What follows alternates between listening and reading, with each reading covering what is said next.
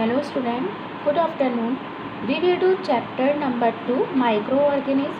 In the previous video we had read about bacteria structure, growth and reproduction.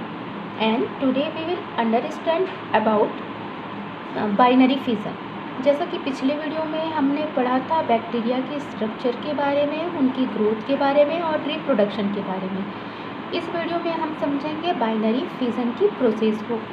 तो हमने इसमें पढ़ा था कि the parent cell divided itself into two equal daughter cell.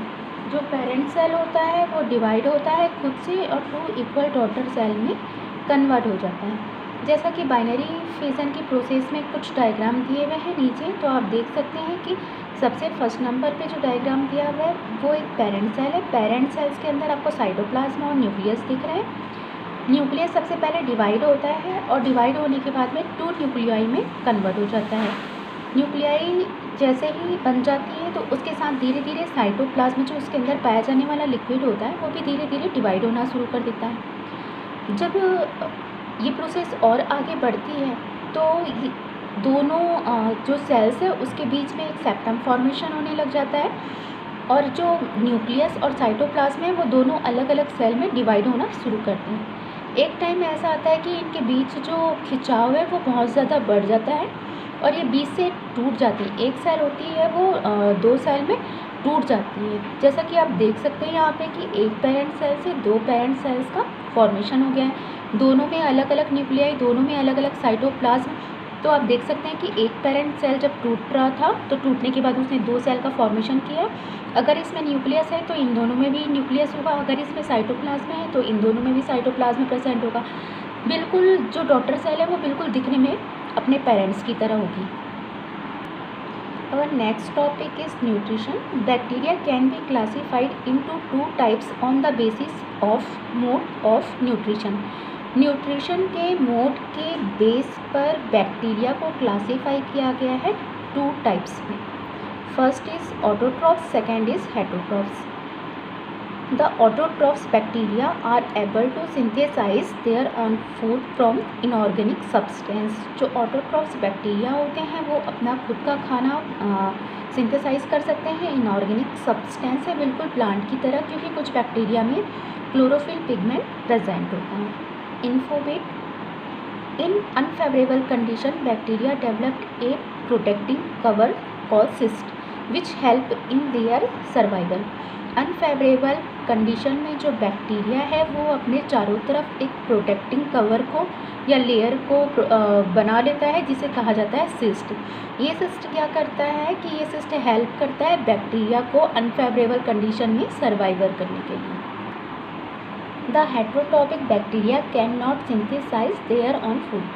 जो heterotrophic bacteria होते हैं वो सिंथेसाइज नहीं कर सकते अपने फूड को।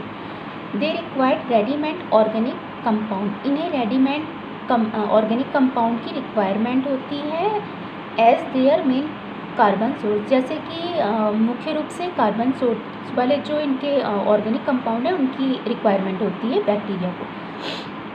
दे मे बी सेप्रोफाइट और पैरासाइट। जो बैक्टीरिया होते हैं ये सेप्रोफाइट्स भी हो सकते हैं और पैरासाइट्स भी हो सकते हैं। सेप्रोफाइट का मतलब होता है सड़े गले पदार्थ में जो पदार्थ पाए जाते हैं उनसे बैक्टीरिया फूड को सिंथेसाइज करता है।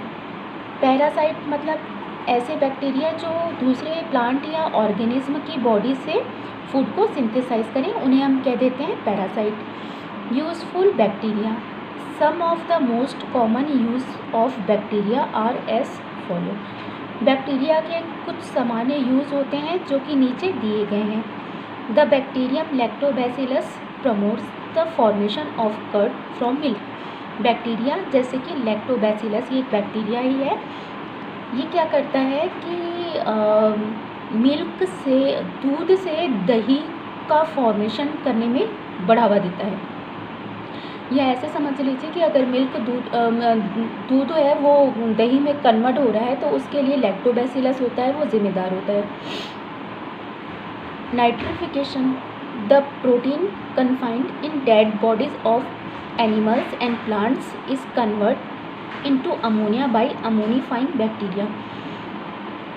जो डेड बॉडीज़, एनिमल्स की डेड बॉडीज़ होती है या प्लांट की डेड बॉडीज़ होती है, उसमें प्रोटीन्स पाए जाते हैं।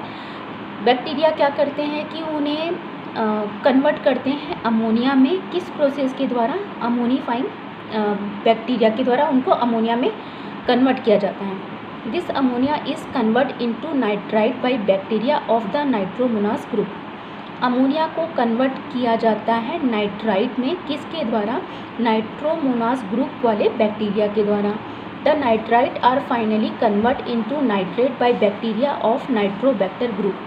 नाइट्राइट को अंत में कन्वर्ट किया जाता है नाइट्राइट में, किसके द्वारा? नाइट्रोबैक्टर ग्रुप वाले बैक्टीरिया के द्वारा। This process of conversion of ammonia into nitrate is called nitrification. इस प्रोसेस में अमोनिया का कन्वर्जन हो रहा है किस में? नाइट्राइट में। तो ये प्रोसेस कहलाती है नाइट्रिफिकेशन।